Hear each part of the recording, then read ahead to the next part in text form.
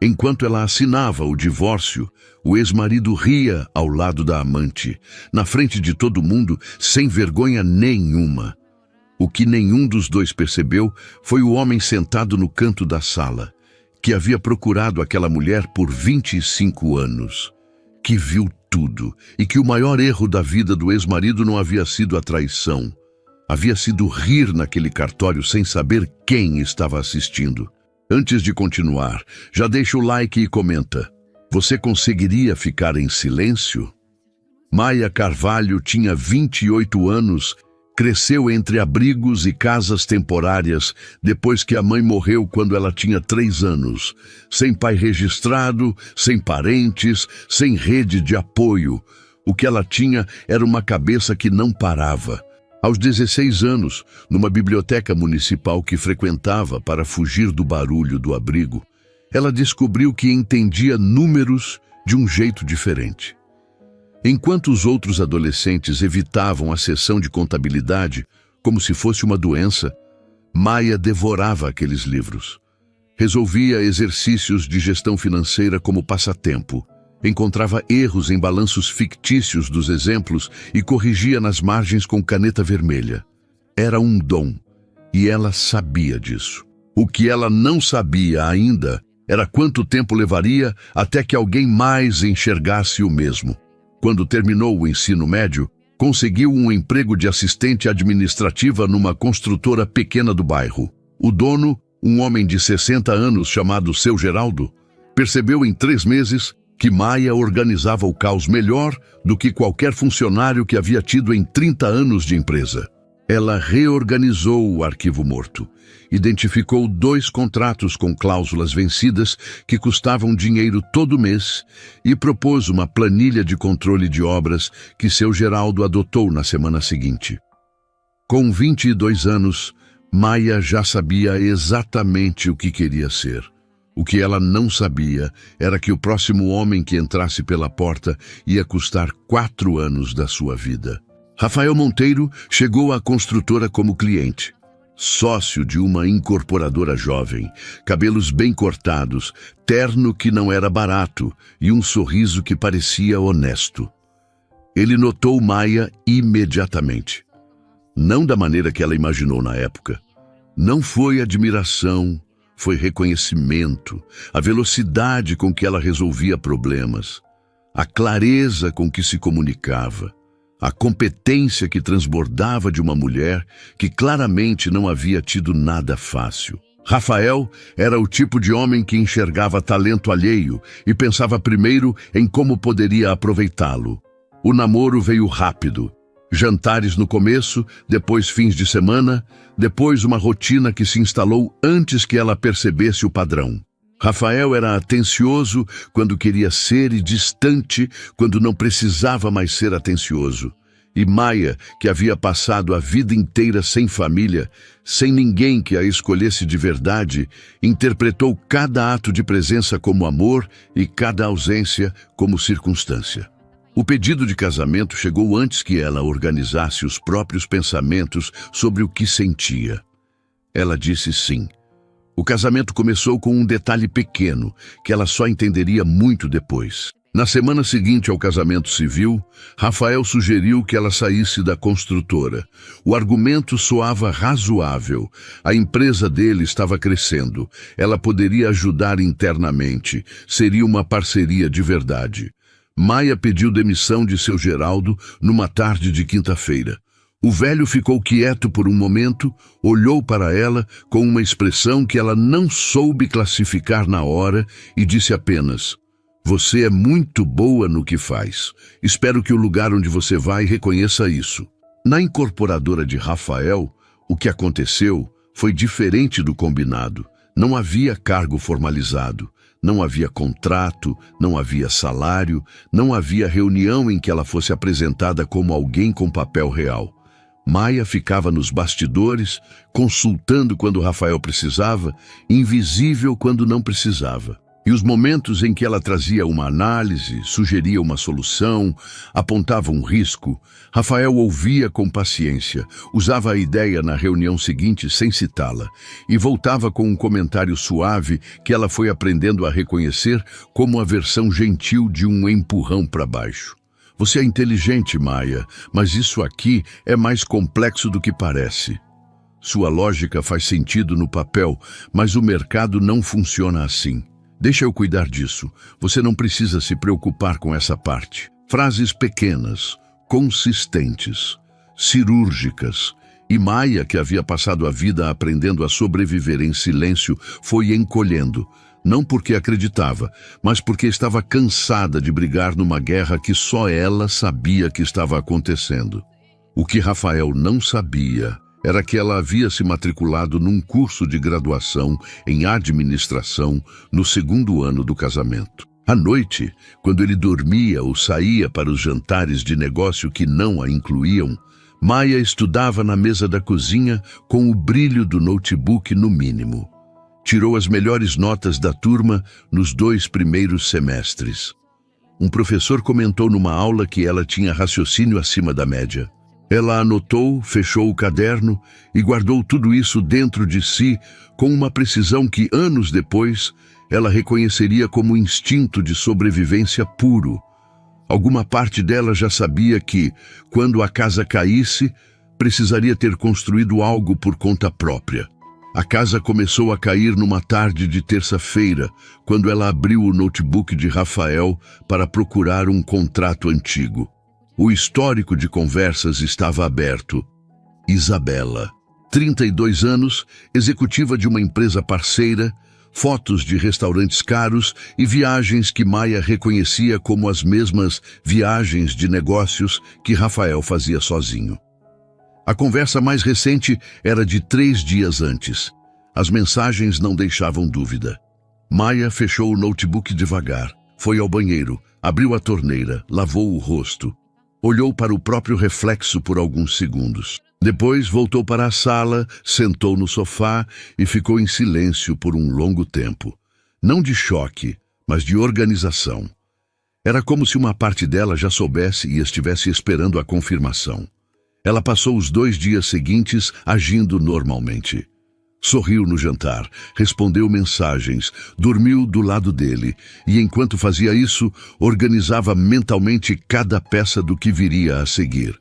Com método, com calma, com a mesma precisão que usava para encontrar erros em contratos que ninguém mais encontrava. Na manhã do 3º dia, ela ligou para um advogado. A consulta foi paga com dinheiro de uma conta que Rafael não sabia que existia.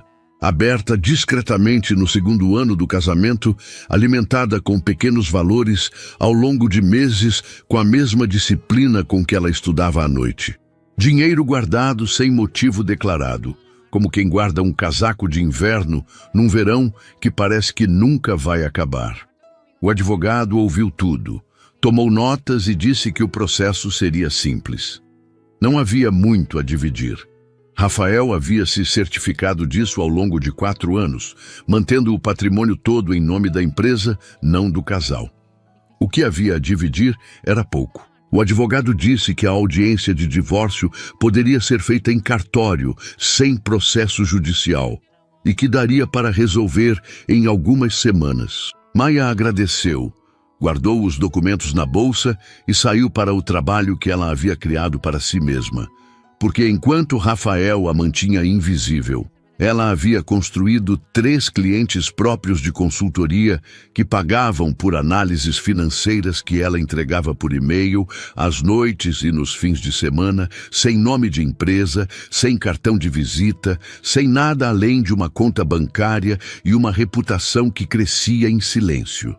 A data foi marcada para uma terça-feira pela manhã. E numa outra parte da cidade, naquela mesma semana, um homem chamado Antônio Carvalho recebia um relatório que havia esperado por 25 anos.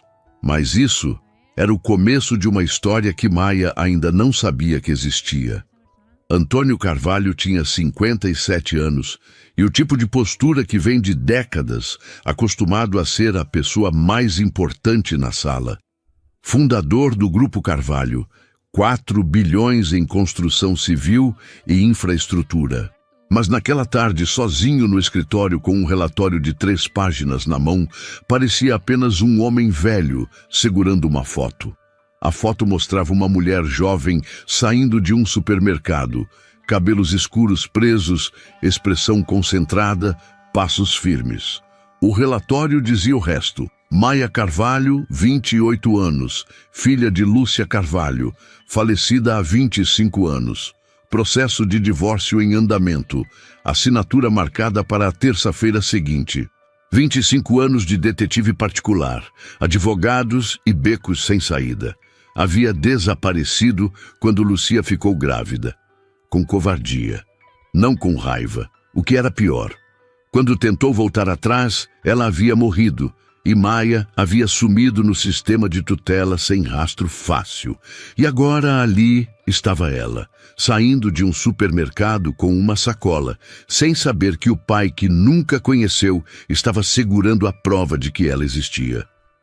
Antônio ligou para o advogado, DNA, e descobrir quem era o marido. A resposta sobre o marido chegou primeiro. Rafael Monteiro, nome que Antônio conhecia. A incorporadora dele estava inadimplente em 3 cláusulas de um contrato com o Grupo Carvalho. O jurídico havia recomendado rescisão meses atrás. Antônio havia deixado em suspenso. Agora sabia que o homem que devia ao seu grupo era o mesmo que estava se divorciando da filha que ele procurava há 25 anos. Ficou quieto. Depois disse ao advogado: "Não mexa no contrato, deixa comigo." Enquanto isso, Maia estava em casa fazendo o que havia aprendido a fazer toda vez que sentia o chão se mover. Organizava, separou documentos, listou o que era dela antes do casamento. Revisou o acordo que o advogado havia preparado. Leu cada cláusula 2 vezes. Não havia muito. Rafael havia se encarregado disso ao longo de 4 anos. O apartamento era alugado. O carro estava no nome da empresa. As economias dela estavam na conta que ele não sabia que existia. E lá ficariam. Na noite anterior ao cartório, ela terminou mais uma etapa do curso. Tinha 4 meses para se formar. Fechou o notebook, olhou para o teto por alguns minutos e pensou em seu Geraldo, dizendo que esperava que o próximo lugar reconhecesse o que ela valia. Sorriu sozinha, sem alegria, a expressão de quem entende uma ironia anos depois de ter vivido ela. Na manhã de terça-feira, Maia chegou ao cartório sozinha, bolsa no ombro, cabelos presos, roupas simples e bem escolhidas. Sentou na sala de espera com o processo na mão e esperou. Antônio havia chegado antes dela. Entrou 15 minutos antes do horário marcado, disse à atendente que estava aguardando um familiar e escolheu uma cadeira no canto mais afastado da sala, de costas para a parede com visão de tudo. Tinha uma pasta discreta no colo. Dentro dela, entre documentos, a foto que o detetive havia tirado no supermercado. E uma foto mais antiga, guardada há décadas. Lúcia jovem, sorrindo, numa praia. Ele havia colocado as 2 juntas naquela manhã, sem saber bem por quê. Talvez porque precisasse que as 2 estivessem lá. Quando Maia entrou pela porta, Antônio ficou imóvel. Havia imaginado aquele momento centenas de vezes ao longo de 25 anos. Não havia imaginado assim, ela caminhando com aquela calma de quem aprendeu a não demonstrar o que sente, sentando na cadeira com os documentos no colo, os olhos baixos, mas atentos. Havia imaginado uma criança. Encontrou uma mulher. E o peso daquilo, de tudo que havia passado entre uma coisa e outra, pousou no peito dele de um jeito que ele não havia previsto. Ficou quieto no canto, só olhando. Rafael chegou 15 minutos depois, com Isabela.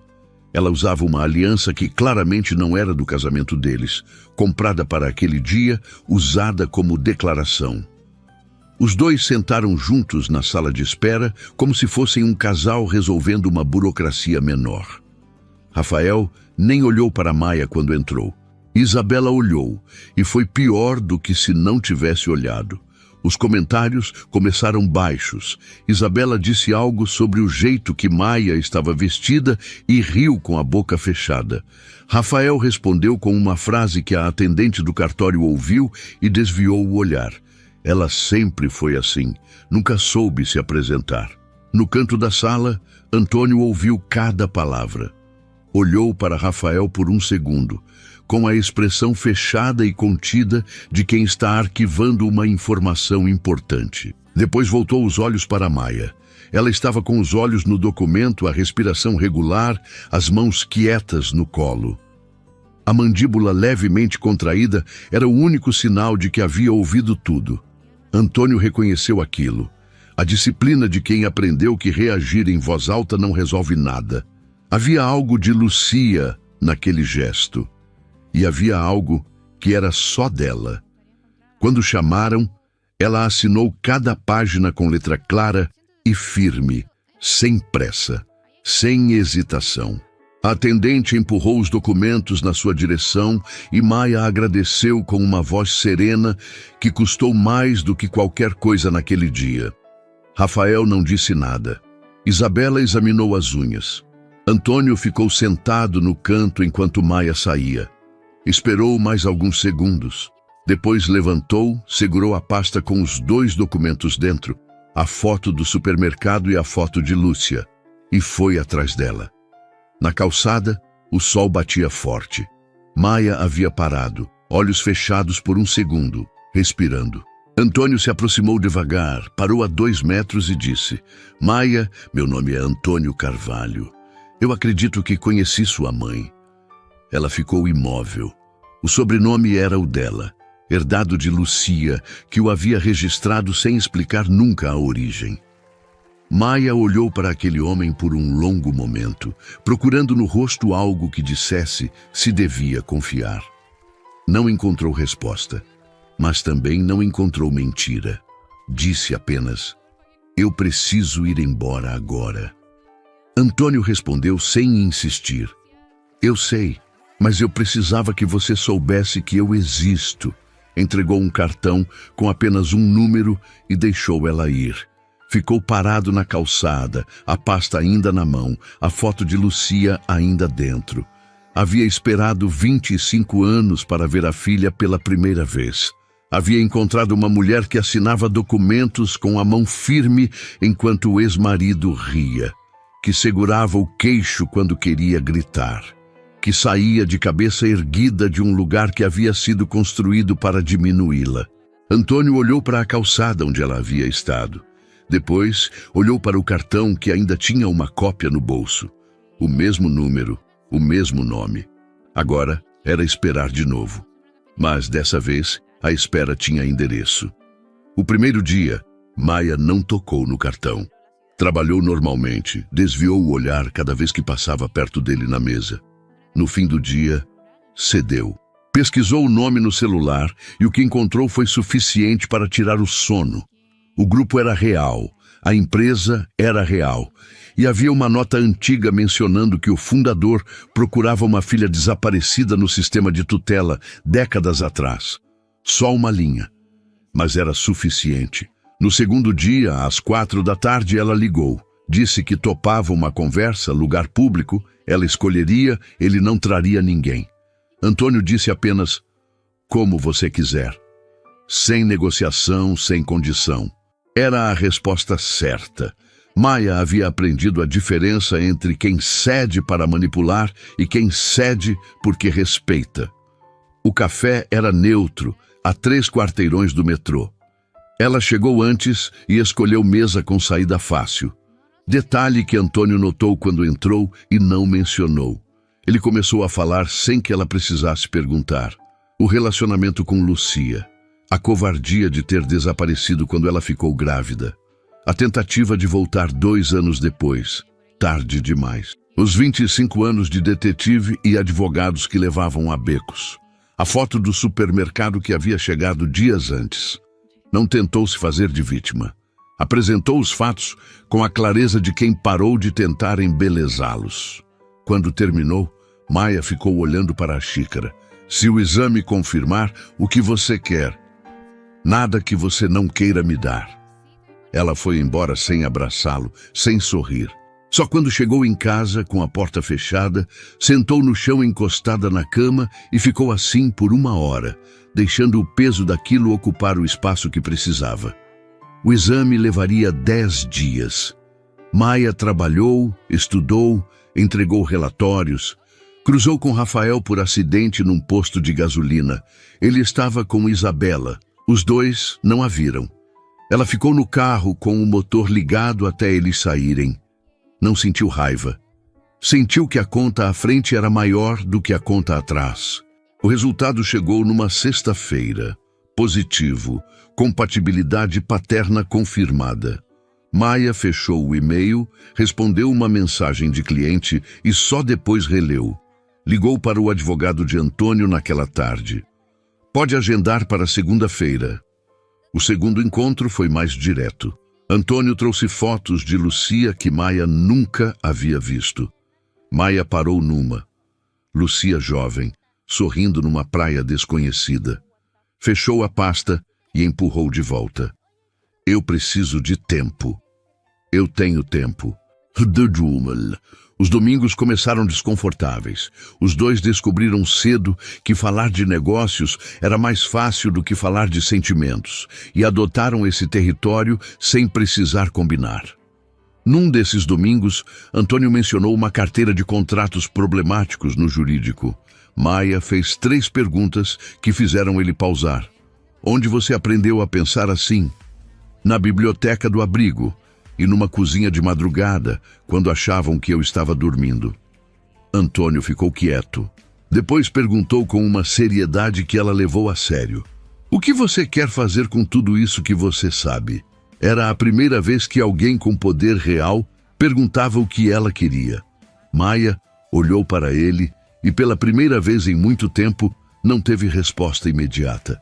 Porque o que havia dentro dela era maior do que ainda conseguia dizer em voz alta. Mas do outro lado da cidade, Rafael Monteiro estava prestes a descobrir que algumas dívidas cobram com juros que nenhum contrato prevê.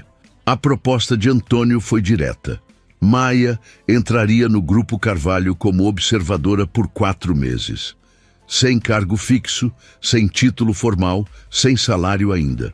Percorreria departamentos, leria relatórios, faria perguntas.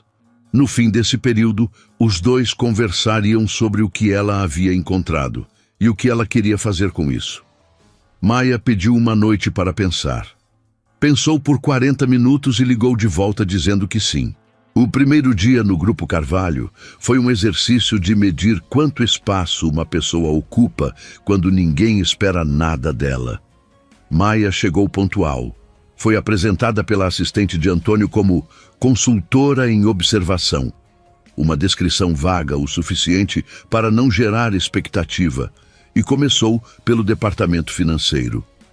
O diretor era um homem de 50 anos chamado Marcos, que a recebeu com a cordialidade padronizada, reservada para visitas que não precisam ser levadas a sério. Ofereceu café, mostrou a estrutura da equipe, perguntou se ela tinha alguma dúvida inicial. Maia perguntou por que o relatório de fluxo de caixa do trimestre anterior usava 2 metodologias diferentes nas colunas 6 e 7. Marcos olhou para ela. Olhou para o relatório. Voltou a olhar para ela. Isso é um detalhe técnico de padronização interna, ele disse. Não afeta o resultado final. Afeta a comparabilidade entre trimestres. Maia respondeu com uma voz que não era agressiva e tampouco deixava espaço para debate. Posso ver os 2 trimestres anteriores para confirmar? Marcos buscou os relatórios. Maia passou a tarde seguinte lendo os 3 juntos. Ao final do dia, entregou uma nota de 2 páginas apontando 4 inconsistências de metodologia que distorciam a leitura de margem operacional ao longo do ano. Marcos leu a nota 2 vezes, foi até a sala de Antônio e ficou lá por 20 minutos. Saiu sem passar pela mesa de Maia. Na manhã seguinte, a metodologia do relatório havia sido unificada. Ela não perguntou sobre isso. Continuou para o próximo departamento. Nas semanas seguintes, Maia percorreu jurídico, contratos, obras e relacionamento com fornecedores. Em cada lugar, as perguntas dela chegavam antes do que as pessoas esperavam e iam mais fundo do que o conforto de quem havia feito o trabalho de um jeito por anos. Alguns resistiam. Outros, com o tempo, começaram a reservar um espaço na agenda quando ela aparecia, porque as perguntas dela invariavelmente encontravam algo que valia encontrar. Foi no departamento jurídico, na quinta semana, que a pasta chegou. A diretora jurídica, doutora Fernanda, estava montando um relatório de contratos problemáticos para apresentar ao conselho no mês seguinte.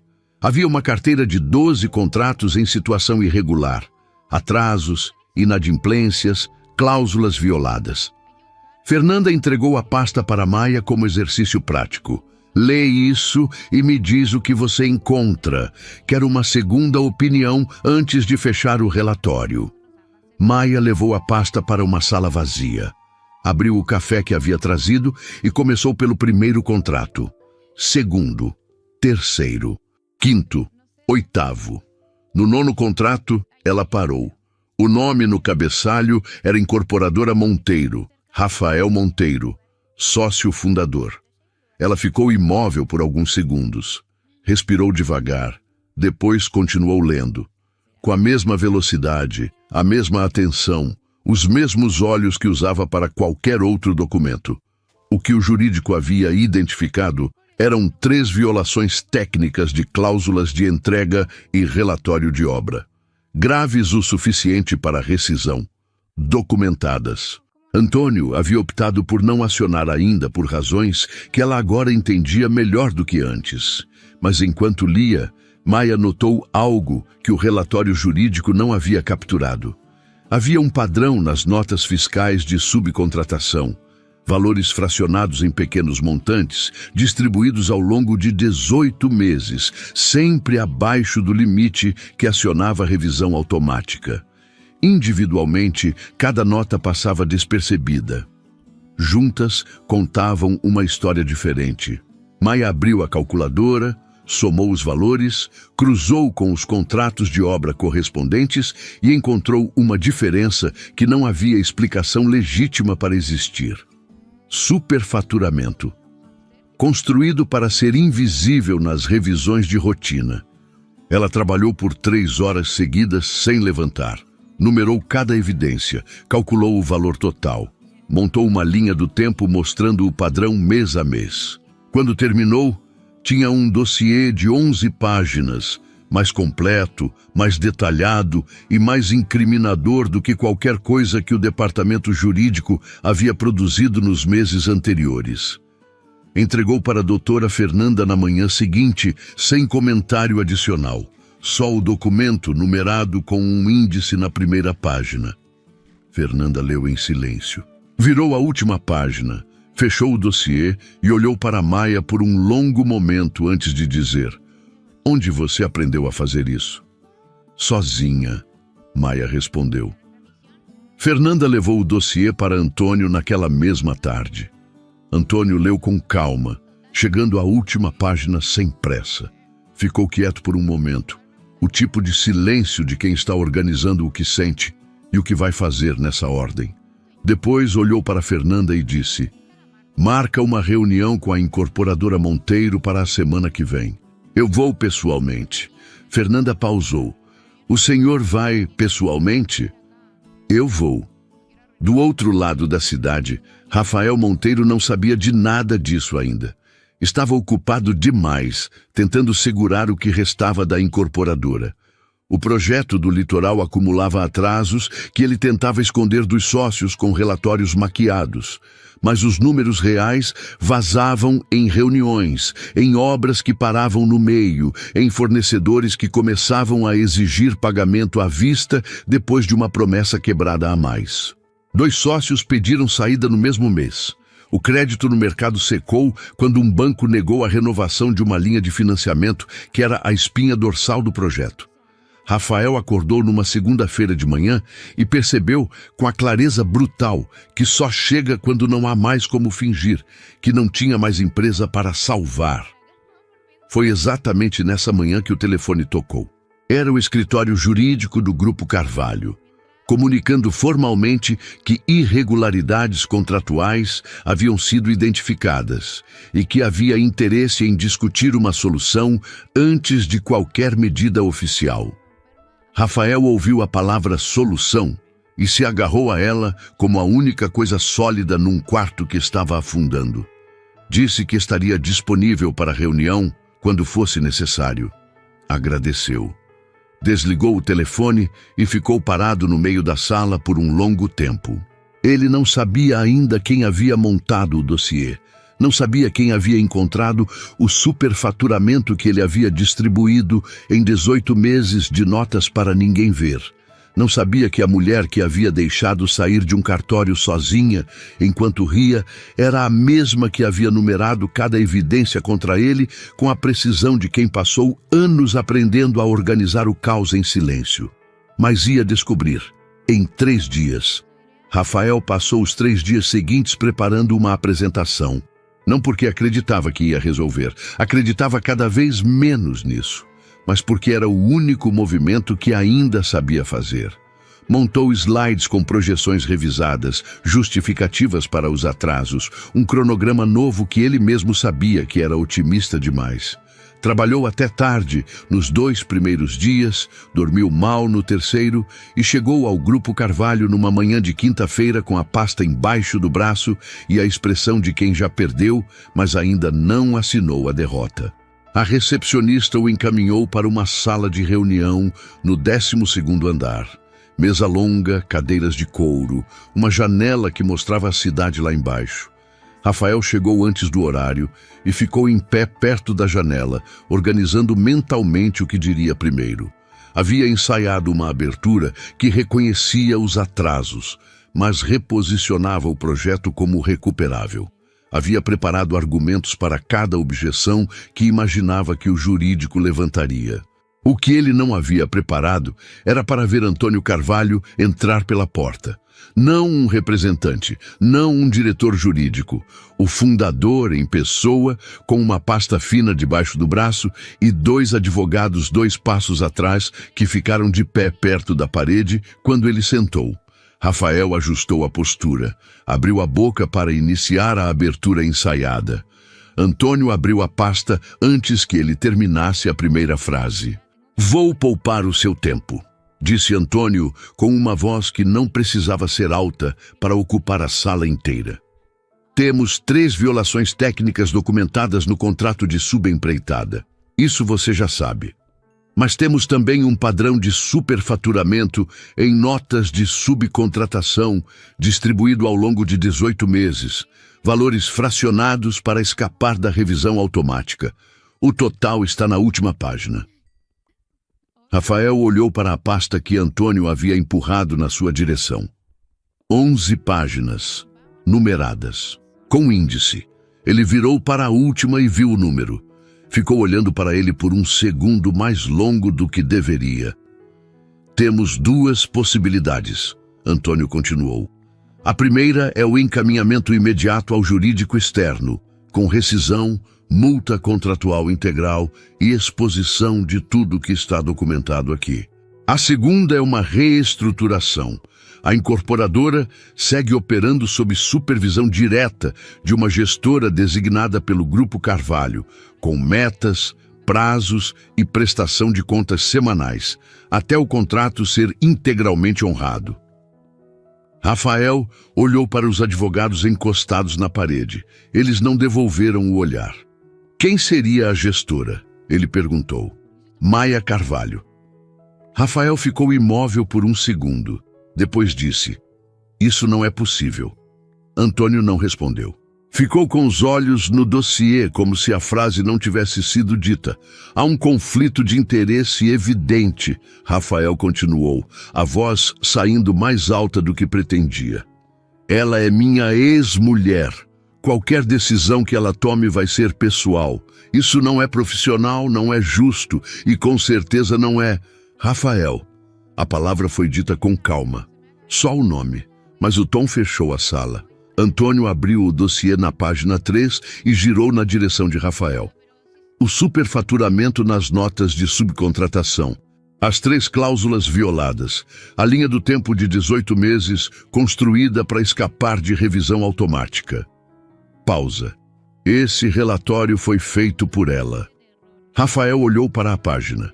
Reconheceu a estrutura, a numeração, o índice, a forma como cada evidência estava encadeada. Havia passado 4 anos ao lado daquela mente e nunca havia parado para entender o que ela era capaz de fazer quando ninguém ficava no caminho. Você trabalhou lado a lado com a mulher mais competente que já passou pela sua empresa, Antônio disse, durante 4 anos e nunca percebeu. O silêncio que veio depois foi o tipo que não tem resposta. Rafael ficou olhando para a mesa. Sem sócios, sem crédito, sem projeto e agora sem argumento. Tudo que havia sobrado era aquele dossiê de 11 páginas e a consciência de que havia sido construído pela mesma pessoa que ele havia chamado de ingênua na cozinha de casa. Tudo bem, Rafael disse. A voz saiu mais baixa do que ele pretendia. Antônio fechou a pasta, se levantou e saiu. Os advogados o seguiram. Rafael ficou sozinho na sala com a janela mostrando a cidade lá embaixo e o dossiê em cima da mesa, antes de finalmente se levantar e ir embora. A primeira reunião de supervisão aconteceu na semana seguinte, numa sala menor no 8º andar do Grupo Carvalho. Maia chegou antes de todos, organizou os documentos, abriu o notebook, verificou os números uma última vez. Quando Rafael entrou, ela estava de costas para a porta, anotando algo no quadro branco. Ele reconheceu os ombros antes de ela virar. A postura que ele havia passado 4 anos convencendo a encolher. Ela virou, olhou para ele por exatamente 1 segundo e disse, "Bom dia, pode sentar." Não havia raiva naquela voz. Não havia satisfação visível. Havia objetividade. O tipo que custa mais do que qualquer emoção declarada, porque não deixa nada para reagir. Maia apresentou o plano de reestruturação em 40 minutos. Metas mensais, indicadores de obra, cronograma de regularização das notas, formato dos relatórios semanais que Rafael deveria entregar toda sexta-feira até às 18 horas. Explicou os critérios de avaliação. Encerrou perguntando se havia dúvidas. Rafael disse que não havia. Próxima reunião em 7 dias, Maia disse. Traga o primeiro relatório de acompanhamento conforme o modelo que vou enviar ainda hoje. Ela fechou o notebook. Um dos advogados presentes comentou baixinho para o colega ao lado que havia sido a reunião mais eficiente que tinha presenciado em anos. Rafael ouviu. Não disse nada. Saiu da sala. Desceu no elevador, entrou no carro. Ficou parado no estacionamento por alguns minutos sem ligar o motor. Pensou em Isabela, que havia passado a tarde anterior reclamando que ele estava distante. Pensou no projeto do litoral, que estava parado há 3 meses. Pensou na frase que havia dito no cartório enquanto Maia assinava os papéis. Ela sempre foi assim, nunca soube se apresentar. E sentiu, pela primeira vez, o peso real do que aquilo havia custado dizer. Ela havia se apresentado muito bem. Ele é que não havia sabido ver. Naquele mesmo período, sem que Rafael soubesse, Isabela estava fazendo suas próprias contas. O projeto de vida que ela havia calculado era simples. Rafael ascendente, empresa crescendo, posição consolidada. Um homem com futuro que justificasse o que ela havia feito para estar do lado dele. O que ela encontrou foi diferente. Um homem sem empresa, sem sócios, sem crédito, entregando o relatório toda semana para a ex-mulher. O apartamento que ela havia escolhido com ele estava com 2 meses de aluguel atrasado. Os jantares nos restaurantes caros haviam parado. Rafael chegava em casa calado e saía cedo.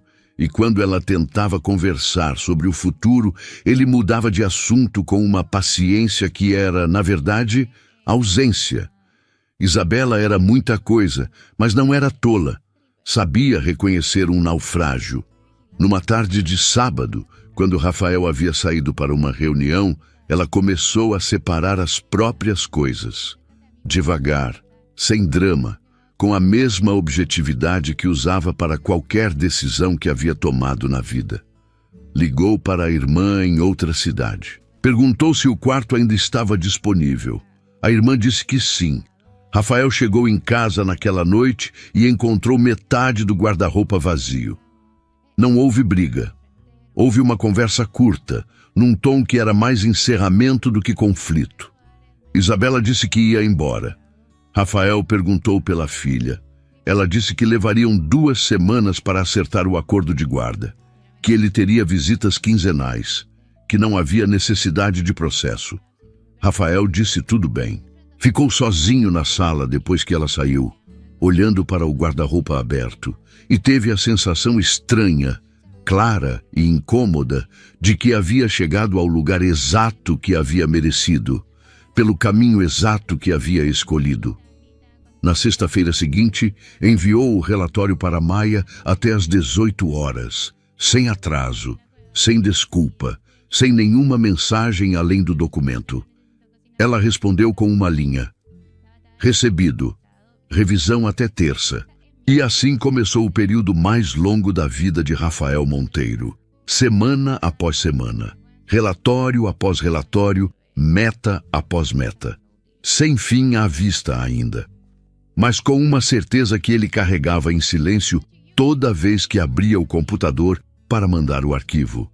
Que do outro lado Maia Carvalho lia cada número com a mesma atenção que ele havia ignorado por 4 anos. E não errava uma vírgula.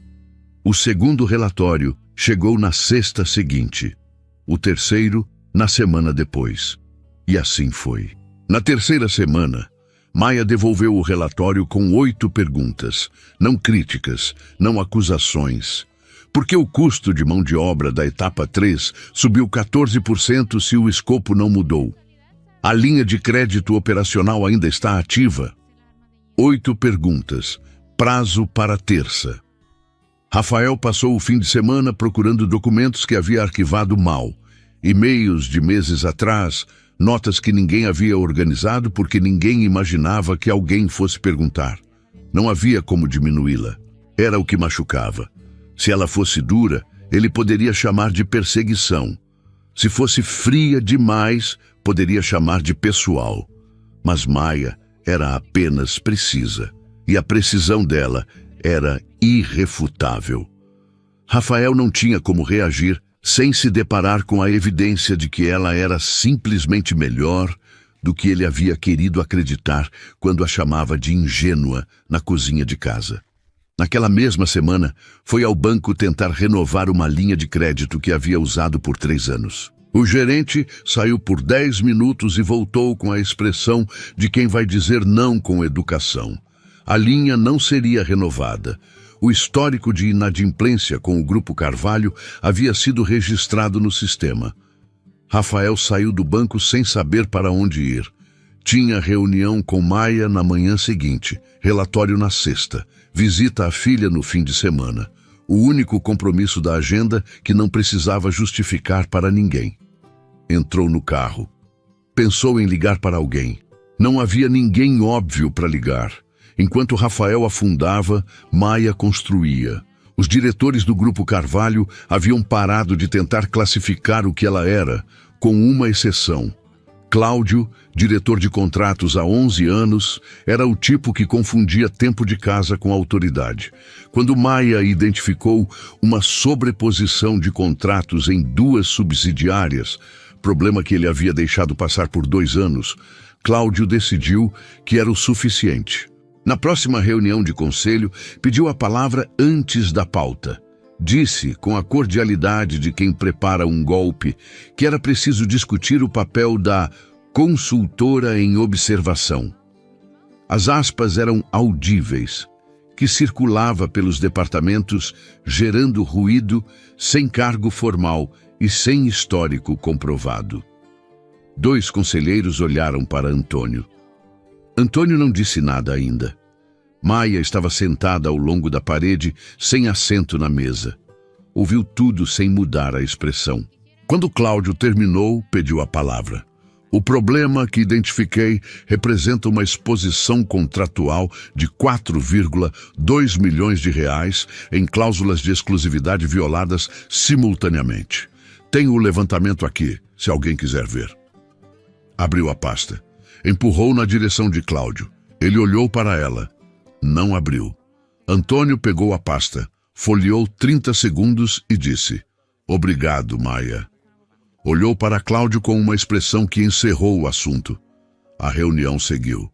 Maia voltou para a cadeira, não sorriu, anotou o próximo item da pauta. No corredor depois, Antônio caminhou ao lado dela. Você foi bem. Eu trouxe os dados. Os dados foram bem. É exatamente isso, ele disse. Os domingos com Antônio haviam mudado sem que nenhum dos dois declarasse a mudança. O desconforto inicial havia dado lugar a uma familiaridade que não precisava de nome para funcionar. Ele havia aprendido que ela preferia falar de problemas reais a fazer conversa, e que quando ela ficava em silêncio não era distância, era processamento. Ela havia aprendido que ele carregava a culpa do passado com mais peso do que mostrava e que cada gesto de presença era uma forma de pagamento que ele sabia que nunca seria suficiente, mas fazia assim mesmo. Num domingo, ele perguntou o que havia acontecido com a graduação. Maia disse que havia se formado há 2 semanas. Antônio parou. 2 semanas? Ela confirmou. Você não me contou. Ela encolheu os ombros levemente. Você não perguntou. Ele ficou quieto por um momento com uma expressão que ela havia aprendido a reconhecer. Aquela mistura de orgulho e pesar que aparecia quando ele se deparava com algo que havia perdido sem poder recuperar. Eu gostaria de ter ido, ele disse. Maia olhou para a xícara. Eu fui sozinha. Já estou acostumada. Não havia acusação naquelas palavras, só um fato. E era o tipo de fato que dói mais do que qualquer acusação. Antônio não respondeu. Na semana seguinte, sem avisar, chegou ao domingo com um envelope pequeno. Dentro havia uma foto impressa. A foto de formatura que Maia havia tirado sozinha com o celular esticado, num corredor da faculdade antes de devolver a beca. Ela não sabia como ele havia conseguido. Não perguntou. Ficou olhando para a foto por um momento, depois olhou para ele e, pela primeira vez, em todos aqueles domingos, sorriu de verdade. Foi numa reunião de conselho em outubro que o nome de Maia apareceu pela primeira vez numa discussão sobre a estrutura da empresa. O Grupo Carvalho estava expandindo para uma nova divisão. Contratos de infraestrutura de médio porte, que não se encaixavam bem na estrutura atual. Era um segmento que exigia agilidade, análise rápida de risco e gestão direta de múltiplos contratos simultâneos. O diretor de expansão apresentou 3 perfis internos possíveis para liderar a divisão. Antônio ouviu os 3, fez algumas perguntas e então disse um nome que não estava na lista. Houve um silêncio curto. Um dos conselheiros perguntou há quanto tempo ela estava na empresa. Antônio disse que havia 4 meses como observadora e que nesse período havia identificado mais problemas estruturais do que o departamento de auditoria havia encontrado no ano anterior. Outro conselheiro disse que era pouco tempo para uma diretoria. Antônio concordou que era pouco tempo e disse que ia propor um período de transição de 90 dias antes da formalização. Ninguém vetou. Não porque não quisessem. Alguns claramente prefeririam um nome que conheciam há mais tempo. Mas ninguém tinha argumento técnico contra ela, e Antônio havia apresentado o caso com a clareza de quem não estava pedindo opinião. Estava comunicando uma decisão. Maia soube da decisão naquela mesma tarde. Antônio a chamou na sala e contou sem cerimônia. Diretoria da nova divisão, 90 dias de transição, formalização em março. Perguntou se havia alguma dúvida. Maia disse que não havia dúvida, mas que havia uma condição: Queria montar a própria equipe sem interferência de outros diretores no processo de seleção. Antônio disse que sim, sem hesitar. Ela saiu da sala, foi até o banheiro no final do corredor, fechou a porta e ficou parada por alguns segundos, olhando para o próprio reflexo. Pensou em seu Geraldo dizendo que esperava que o próximo lugar reconhecesse o que ela valia. Pensou nos livros de contabilidade lidos na biblioteca do abrigo. Pensou na mesa da cozinha iluminada pelo notebook no mínimo, enquanto Rafael dormia. Respirou fundo, abriu a torneira, lavou o rosto e voltou para o corredor. Tinha 90 dias para construir uma divisão do zero. E ainda havia um último capítulo a fechar com Rafael Monteiro, que chegaria como toda conta real, sem aviso. Os 90 dias de transição passaram rápido para quem estava construindo e devagar para quem estava pagando. Maia montou a equipe da nova divisão com a mesma metodologia que havia usado para tudo na vida, sem pressa e sem erro. Entrevistou 16 pessoas em 3 semanas, contratou 5.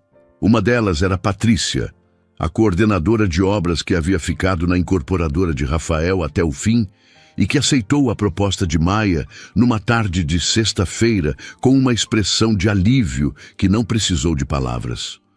Maia não mencionou de onde a conhecia. Patrícia também não. Algumas histórias se entendem sem ser contadas. Durante esses 90 dias, Rafael continuou entregando os relatórios toda sexta. A supervisão havia produzido o que havia sido proposto.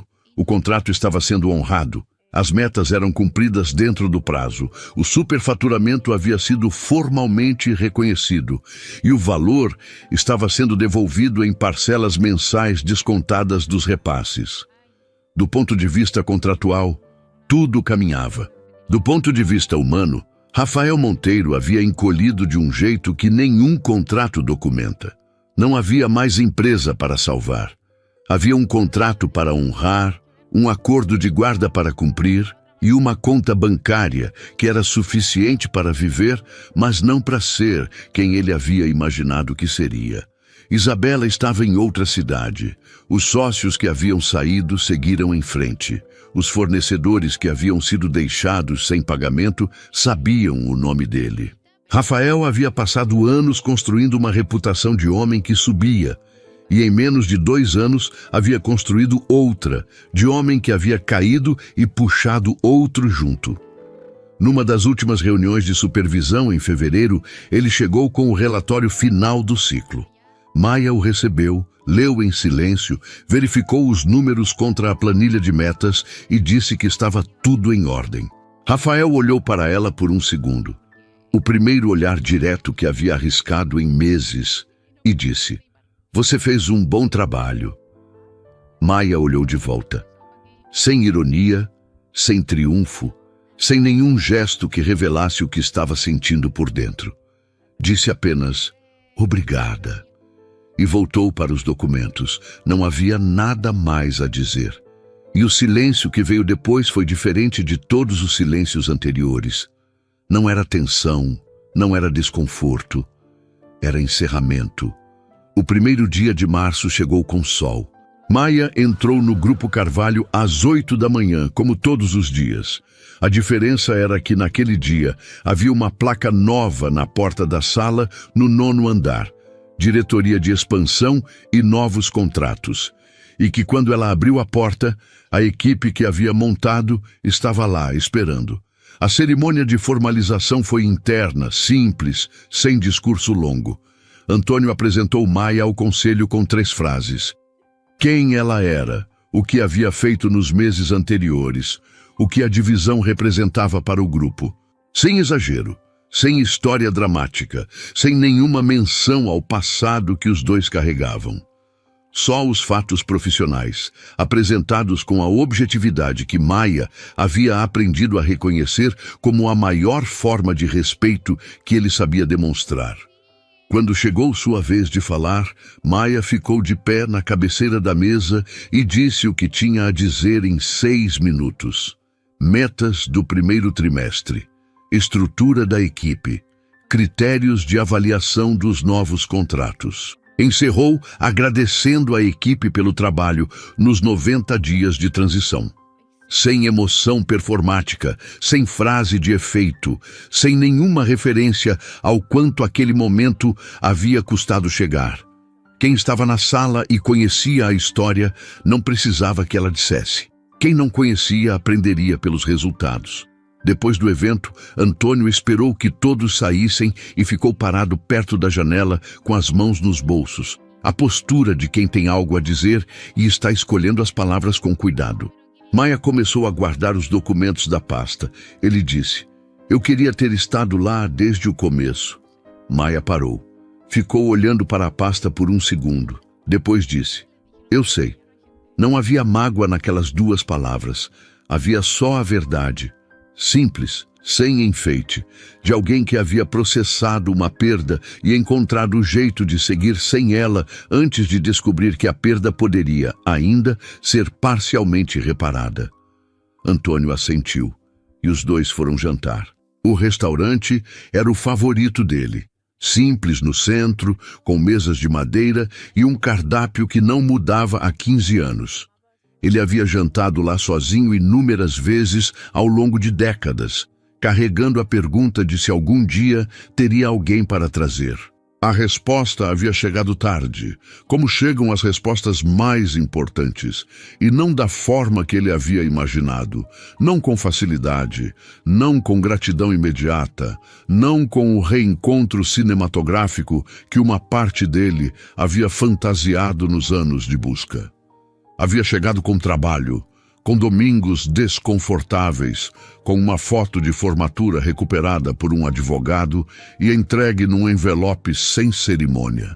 Comeram, conversaram sobre a divisão nova, sobre um contrato que Maia estava avaliando para o segundo trimestre, sobre uma memória que Antônio tinha de Lucia, que ele havia guardado por anos sem ter com quem compartilhar. Maia ouviu com atenção.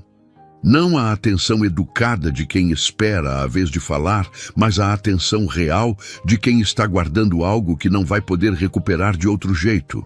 Na saída, na calçada em frente ao restaurante, Antônio segurou a mão dela por um segundo e disse: "Sua mãe teria se orgulhado." Maia apertou a mão dele de volta. Ficou assim por um momento, olhando para a rua movimentada, sem pressa de ir a lugar nenhum. Não respondeu, não precisava. Havia coisas que bastava sentir sem transformar em frase. A carta chegou na caixa de entrada de Rafael na manhã seguinte. Remetente, Diretoria de Expansão e Novos Contratos. Grupo Carvalho. Assunto: encerramento de vínculo contratual. O texto tinha 2 parágrafos. O primeiro informava que todas as obrigações contratuais haviam sido cumpridas e que o vínculo de supervisão estava encerrado com efeito imediato. O segundo agradecia a colaboração durante o período de reestruturação e desejava sucesso nos projetos futuros. Linguagem neutra. Tom protocolar. Sem raiva, sem ironia, sem nenhuma linha que revelasse o que havia por trás daquele encerramento. Rafael leu os 2 parágrafos. Rolou a tela até o final do documento. E então viu a assinatura. Diretora Maia Carvalho. Diretoria de Expansão e Novos Contratos. Grupo Carvalho. Ficou olhando para aquelas palavras por um longo tempo. Diretora Maia Carvalho. A mulher que ele havia passado 4 anos convencendo de que era boa nos bastidores, que suas opiniões eram ingênuas demais, que o mercado era complexo demais, que ela não precisava se preocupar com essa parte. A mulher que havia deixado sair de um cartório sozinha enquanto ria. A mulher cujo nome havia aprendido a escrever em análise sem citar, cujas ideias havia levado a reuniões como se fossem suas. Diretora. Rafael fechou o notebook, levantou, foi até a janela e ficou parado olhando para a rua. Não havia nada a fazer com aquilo. Nenhuma resposta para mandar, nenhum argumento para construir, nenhuma versão da história em que ele saísse bem. Só aquela assinatura, limpa, direta e irrefutável, que dizia em 2 palavras tudo que ele havia passado anos tentando impedir que ela dissesse em voz alta sobre si mesma. Havia achado que era gratuito naquela época, que rir no cartório não custaria nada. Havia custado tudo. Maia não soube que Rafael havia ficado parado na janela naquela manhã. Não precisava saber. Estava com a porta da nova sala aberta, a equipe chegando, o primeiro contrato da divisão esperando na mesa. Patrícia entrou com 2 cafés, colocou um do lado dela sem perguntar e disse que a reunião das 9 estava confirmada. Pode chamar, Maia disse. E foi para o próximo movimento, com as mesmas mãos que haviam assinado o divórcio naquela terça-feira de manhã, firmes, sem tremor e prontas para o que viesse a seguir. 3 meses depois, num domingo à tarde, os 2 estavam no restaurante de sempre. Antônio havia pedido o prato de sempre. Maia havia pedido o mesmo pela 2ª vez, o que ele notou sem comentar, guardando aquilo como o tipo de detalhe pequeno que os pais guardam. Estavam falando sobre um contrato novo que a divisão dela havia fechado na semana anterior. E Antônio fez uma pergunta sobre o prazo de entrega que tinha uma falha lógica no meio. Maia apontou a falha, explicou o raciocínio. E no meio da explicação, sem aviso, sem motivo específico, só porque a resposta era boa e ela sabia que era boa, riu. Um riso pequeno, espontâneo, o tipo que não pede licença. Antônio parou. Ficou olhando para ela por um segundo com uma expressão que Maia não havia visto antes no rosto dele. Não era orgulho, não era alívio, não era a culpa disfarçada de atenção que ele carregava nos primeiros domingos. Era simplesmente felicidade, simples e direta, sem peso nenhum. Maia percebeu que ele havia parado. Olhou para ele. O quê? Nada, ele disse, e voltou para o prato. Mas Maia ficou olhando para ele por mais um segundo e entendeu, sem que ele precisasse explicar, sem que nenhum dos 2 precisasse nomear, o que havia acontecido naquele momento. 25 anos de busca, meses de domingos desconfortáveis, a foto de Lucia numa pasta, o DNA numa tela, a placa numa porta. Tudo aquilo havia chegado até aqui. 2 pratos numa mesa simples, uma pergunta com falha lógica e um riso que não havia pedido licença para existir. Maia olhou para a janela por um momento. Depois olhou de volta para ele e sorriu de novo, dessa vez de propósito. ¿A qué hora uno tiene que sacar hora? Y no me acuerdo a qué hora tenía que ir. Honestamente no me acuerdo.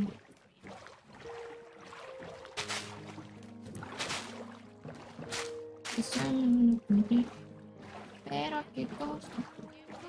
Ya no me quería yo como si es que soy otro. Afuera se ve bien y adentro roto.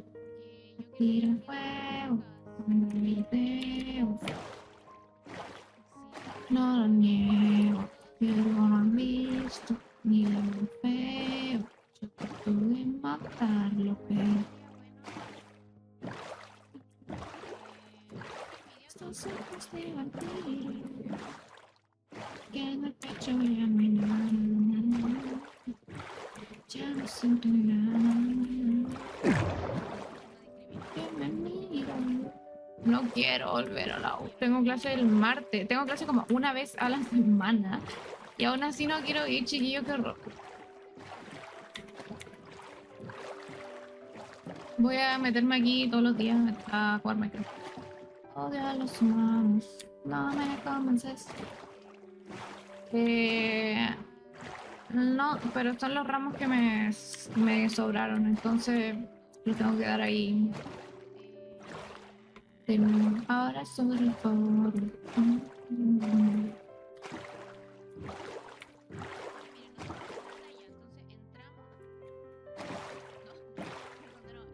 Literal, yo me miro con estos ojos de vampiro. Mañana quiero aprender de nuevo con el Minecraft, no sé qué opinan. Pero no tan... Capaz prendo igual de no igual de temprano, pero sí temprano porque tengo clase el martes. Entonces yo generalmente no aprendía los lunes para ir temprano a clase los martes. Pero si apago temprano, puedo ir a clases tranquila. Si no, como tengo 2 clases, no me mandan tarea para la casa, por así decirlo. Entonces igual podría aprender como tipo 6, las 5. Como de 6 a 9, 8, por ahí. Para después poder ir a acostarme. Es convertir en un monstruo, consigo lo que quiero. Pero qué cosa, ya no siento nada, nada, nada, nada.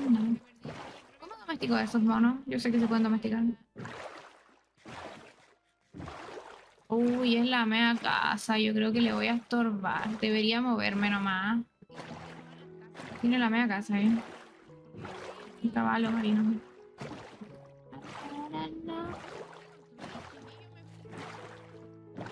Aparte aquí Ah, hay... Alex. ¿Qué va a comer? Ay, mi barco. Lo recojo ya, era. Debería saludar.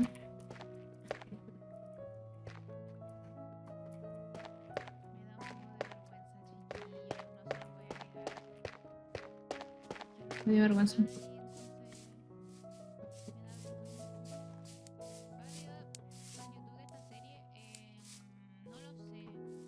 Es que me da vergüenza, pues. Entiéndeme, ya voy a dejarlo aquí para que no me dé vergüenza saludar a nadie, ¿ok? Tengo que ser una chica más... Pero es que me dio vergüenza. Más encima justo estaba mirando para atrás, no me alcanzaba a ver. Au. Uy, estoy a medio corazón, mamita. ¿Mi casa dónde está? Aquí. Viste, está como demasiado cerca de ellos, de todo el mundo. Entonces siento que va a estorbar un poco. Debería moverme. Porque yo igual tampoco quiero que mi casa sea como chiquitita. Entonces ahí se me complica un poco el sueño americano.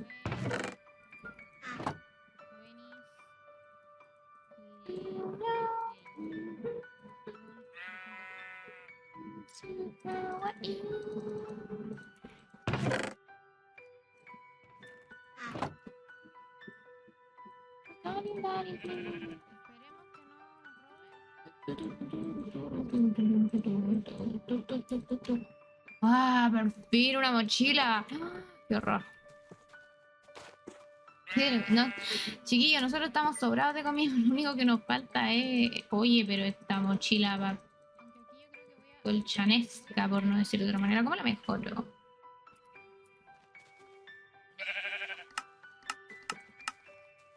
La voy a mejorar al tiro porque...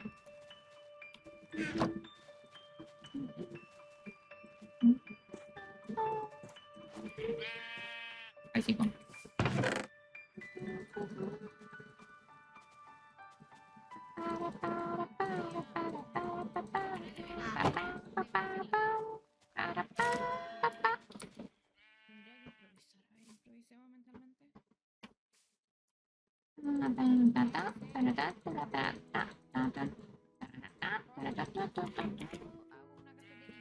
Ya estamos bastante mejor con el tema del espacio.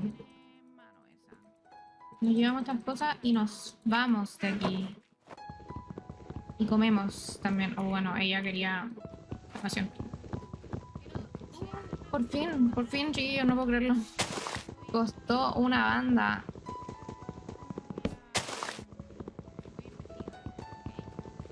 Oh. Ya no vamos a hacer mala onda, fue un regalo. Ay, eso creció. Al final del día fue un regalo. Otro nos pone mochila, déjame. Déjame.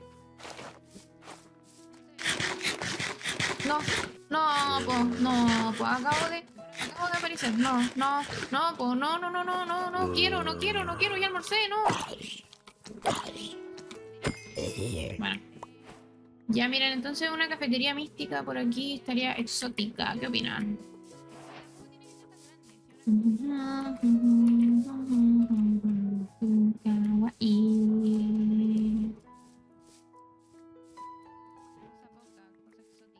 Es que a mí ese... ¿Y este aldeano de remil cojones que es acá?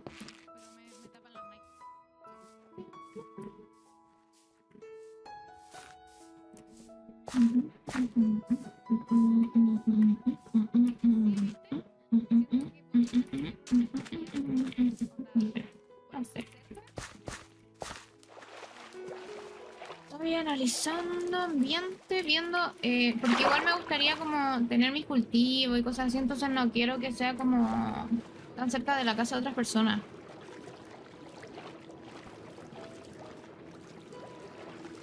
Así que igual me gustaría alejarme un poquito.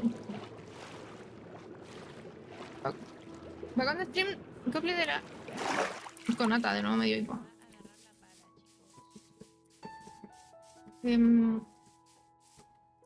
Vale, especial.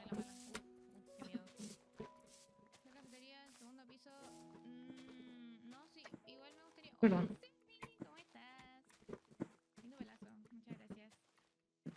Yo creo que está bien aquí.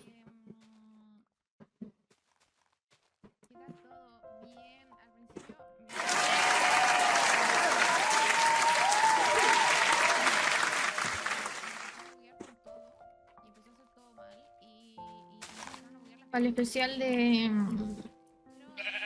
los 300 seguidores. No puedo dejar.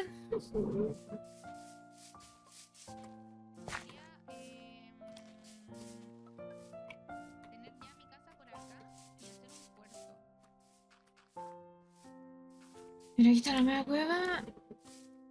Entonces podríamos ponernos... Es que a mí honestamente me gusta por acá. Aquí, mamita, hola. Pero esto debe estar más explorado. Entonces...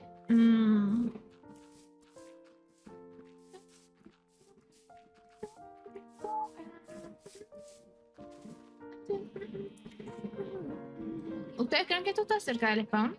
¿Ustedes consideran esto cerca del spawn?